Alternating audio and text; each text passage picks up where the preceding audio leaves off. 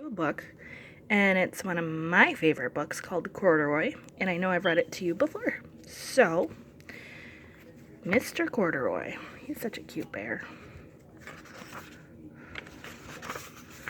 Story and pictures by Don Freeman. Corduroy is a bear who once lived in the toy department of a big store.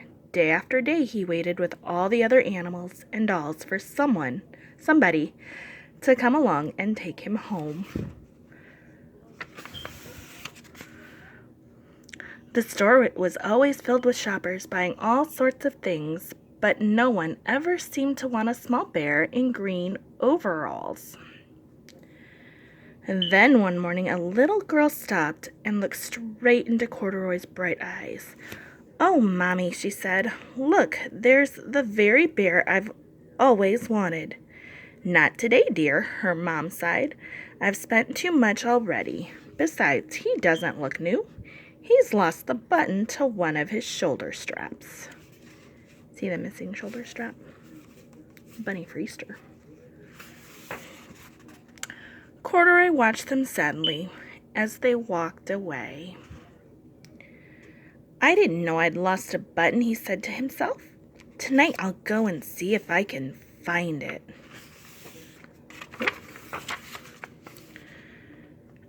Late that evening, when all the shoppers had gone and the doors were shut and locked, Corduroy climbed carefully down from his shelf and began searching everywhere on the floor for his lost button.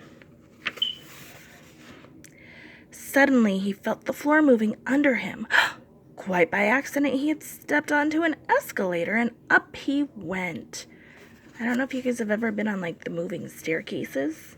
I know they have one at JCPenney's. Could this be a mountain, he wondered? I think I've always wanted to climb a mountain.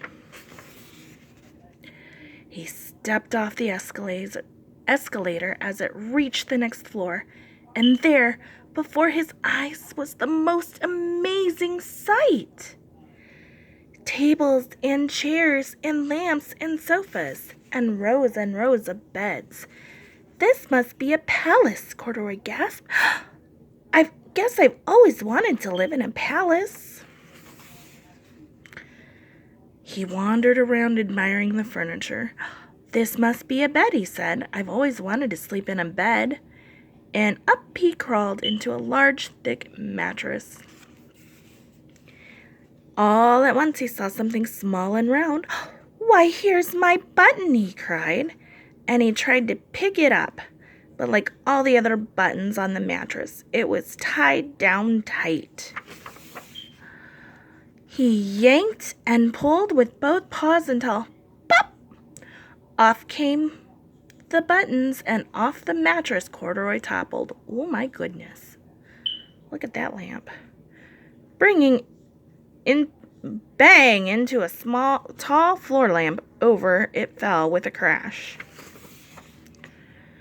Corduroy didn't know it, but there was someone else awake in the store.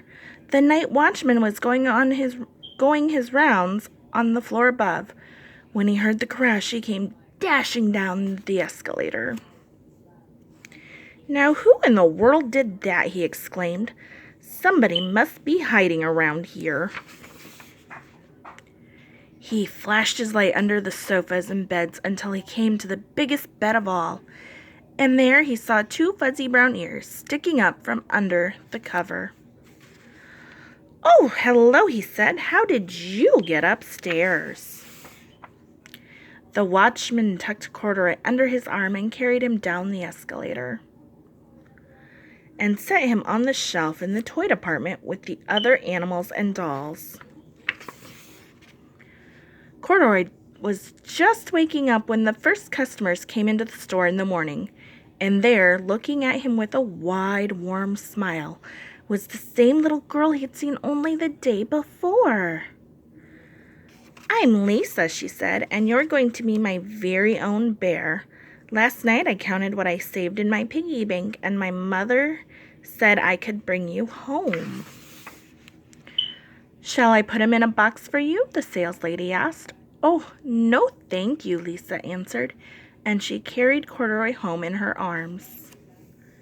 She ran all the way up 4 flights of stairs into her family's apartment and straight for her own room. Corduroy blinked. There was a chair and a chest of drawers, and alongside a girl-sized bed stood a little bed just the right size for him. The room was small, nothing like that enormous palace in the department store. "This must be home," he said. "I know I've always wanted a home." Lisa sat with Corduroy on her lap and began to sew a button on his overalls. "I like you the way you are," she said, "but you'll be more comfortable with your shoulder strap fastened."